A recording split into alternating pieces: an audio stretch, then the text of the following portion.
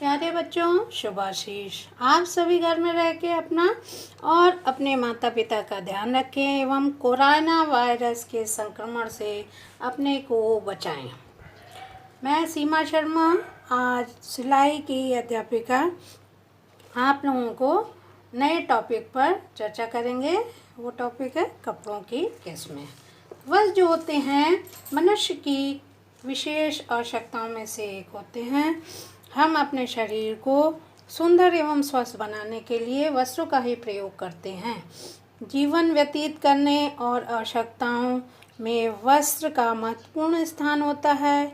एक ओर तो वस्त्र धूप, तेज वर्षा, गर्मी और हवा, सर्दी से हमारी रक्षा करते हैं तथा हमारे सौंदर्य को बढ़ाते भी हैं। इसके अतिरिक्त वस्त्र का प्रयोग समाज में प्रतिष्ठा बनाए रखने के लिए तथा आकर्षक दिखने के लिए भी किया जाता है। तो इसमें विभिन्न प्रकार के कपड़ों की किस्में होती हैं। वस्त्र में सूती, ऊनी, रेशमी, ये तो आप सब जानते हैं कि ये वर्तमान युग में कपड़ों की किस्में अनगिनत हैं। लेकिन कोई भी वस्त्र जिस भी कपड़े का बना हो वह कपड़ा रेशों के द्वारा ही निर्मित किया जाता है। तो तंतु यानी कि रेशा जो होता है उसी को जोड़ के हमारे कपड़े बनते हैं। पहनने के वस्त्रों में कमीज या कोई भी अन्य वस्त्र हो, उनका स्वरूप, टिकने की क्षमता मतलब वो कितनी देर तक टिका रहेगा, यानी कि वो खराब तो नहीं हो जाएगा, भसक तो नहीं जाएगा, तथा उसका प्रयोग जो हम करते हैं उसमें कहीं कलर तो नहीं छोड़ देंगे वस्त्र, ये सब। और उसके मूल्य जो होते हैं, कितना महंगा कपड़ा है कि सस्ता कपड़ा है, ये सब हमें ध्यान रख के ही खरीदना चाहिए। तो मूल्य प्रायः रेशों की किस्म, रचना एवं परिसज्जा की विधि पर निर्भर करते हैं। रेशे अनेक किस्मों के होते हैं। ऊन, कपास, लिनन, सिल्क जैसे पुराने रेशों के अतिरिक्त अनेक प्रकार के नवीन रेशे भी आधुनिक युग में खोज निकाले गए हैं। इन सभी से मिश्रित रूप से तैयार किए गए वस्त्रों की तो दुकानों पर भरमार हो गई है। आप वस्त्र खरीदने जाते हैं तो दुकानदार से वस्त्र की मांग करते हैं, लेकिन वो पूछता किस तरह के कपड़े चाहिए आपको, कितने दाम के चाहिए, कौन सा चाहिए, तो आपको वो बताना पड़ता है तथा उसमें भी छांटना पड़ता है किस ढंग का हमें चाहिए, किस पर्पस के लिए चाहिए। तो ये ध्यान रखना चाहिए।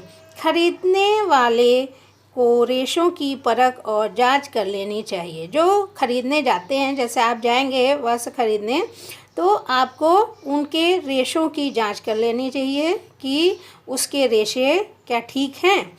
यदि आपको शीघ्रता से सूखने वाले वस्त्र चाहिए तो नायलॉन, आलान और डाइनेल में भी देखिए। और यदि आप बेबी ब्लैंकेट चाहते हैं तो नरम भी रहें और सिकुड़े भी नहीं। छोटे बच्चों के लिए आप मुलायम वस्त्र का ही चयन करेंगे, क्योंकि उससे वस्त्रों में वस्त्र जो पहनेंगे बच्चे तो फिर, या बेबी ब्लैंकेट बनाएंगे, ओढ़ेंगे, तो फिर उसमें रैशेज नहीं आएंगे। बच्चों को आराम मिलना चाहिए।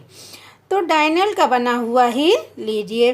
कभी कभी मिश्रित रूप से तैयार किए गए वस्त्र ज़्यादा अच्छे रहते हैं, जैसे 100% टेरिलिन और 100% कपास के बने वस्त्रों की अपेक्षा टेरिकॉट कपड़े प्रयोग करने से अधिक संतोष मिलता है, क्योंकि उपभोक्ता दोनों के गुणों से लाभान्वित होता है। अब देखिए कौन कौन से कपड़े हैं।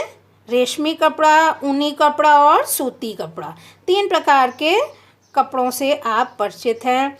तो इसमें देखिए रेशमी कपड़ा पर अब चर्चा की जा रही है। रेशमी कमीज का प्रयोग अधिकतर शादी, ब्याह और किन्हीं विशेष अवसरों पर ही किया जाता है। चमक धमक वाले आप वस्त्र देखे होंगे, उसमें अधिक कढ़ाई किए हुए सलमे सितारे लगे हुए होते हैं तथा वो डेकोरेट अच्छे से हो जाते हैं और चमकते भी हैं।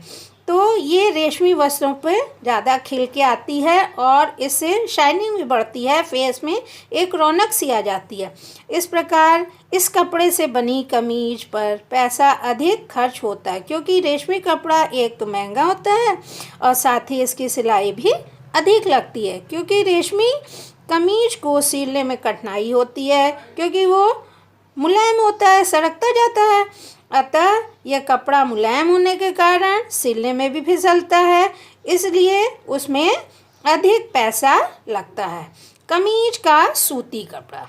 अब दूसरा नंबर है कमीज का सूती कपड़ा। स्वास्थ्य की दृष्टि से पहनने के लिए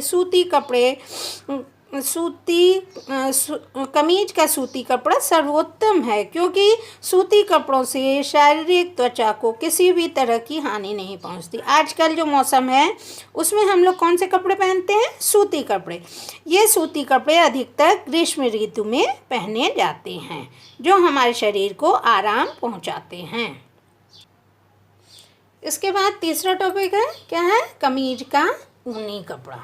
तो सूती, ऊनी और फिर रेशमी, ये जो तीसरा नंबर है, कुछ समय पहले तक वस्त्रों का चयन होता था और इतना कठिन नहीं था, लेकिन बाज़ारों में इतने अधिक प्रकार के वस्त्र भी नहीं थे।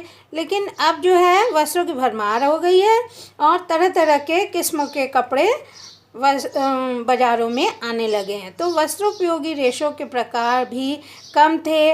आज जबकि प्राकृतिक रेशों की ही आपस में मिलाकर तरह तरह के मिश्रित धागे एवं वस्त्र बनाए जा रहे हैं। मुख्य रूप से ऊन हमें भेड़ों से ही प्राप्त होती है।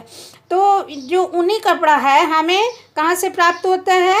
भेड़ों की खाल को कटिंग करके उसी से हमें ये प्राप्त होते हैं।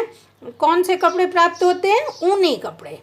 इसके अतिरिक्त कभी कभी गाय, ऊंट, घोड़ा, खरगोश, लामा, अल्पाका आदि पशुओं से ही ऊन तैयार की जाती है। ये कहाँ मिलते हैं? हमें खाड़ी जगह पे मिलते हैं, जहाँ ज़्यादा ठंड पड़ती है, वहाँ इनके बाल लंबे और घने हो जाते हैं।